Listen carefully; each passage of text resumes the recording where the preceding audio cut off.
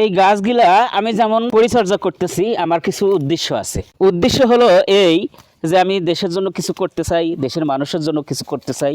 সরকারি বেসরকারি যে সমস্ত প্রতিষ্ঠানে বৃক্ষ নাই, সেই সমস্ত প্রতিষ্ঠানে বৃক্ষরোপণ করে যেমন ছাত্রছাত্রীদের মানুষের একটি ছায়ার ব্যবস্থা করে দিতে চাই, প্রতিষ্ঠানের তেমনি একটি উপকার করতে চাই। প্রিয় দর্শক, আসসালামু আলাইকুম রহমতুল্লাহ বারকাতু। আজ 1 আগস্ট, রোজ শুক্রবার, 2025।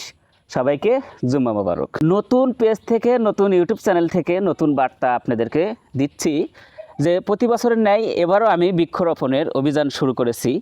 এই বৃক্ষরোপণ অভিযানে আপনারা সবাই অংশগ্রহণ করবেন। আমার এই ভিডিওটি সর্বোচ্চ শেয়ার করে দিবেন।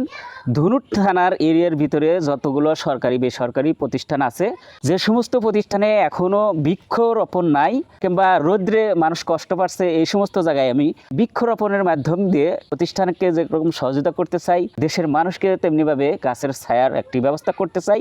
বৃক্ষরোপণ একটি সাদগা জারিয়া সবের একটি আমল, সেই অংশ হিসাবে আমি এটা বেছে নিয়েছি।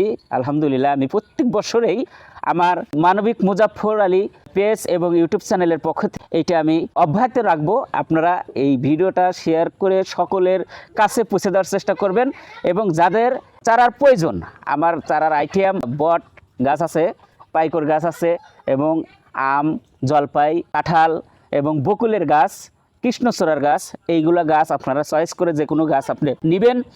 আপনি আমার ভিডিওর মাধ্যমে কমেন্টে জানাবেন আপনার ঠিকানা কোথায়, আপনার প্রতিষ্ঠান কোথায় অবস্থিত। আমরা ওই ঠিকানা অনুযায়ী আপনাকে আমি গাছ লাগিয়ে দেবো। আমি নিজ খরচে গাছগুলো নিয়ে লাগাবো। আপনি শুধু চয়েস দিবেন আপনি কি গাছ লাগাবেন। তো সবাইকে ধন্যবাদ। আসসালামু আলাইকুম রহমতুল্লাহ বরকাতু। সবাইকে আমার পাশে থাকার জন্য আমি অনুরোধ জানাচ্ছি। আল্লাহ হাফেজ।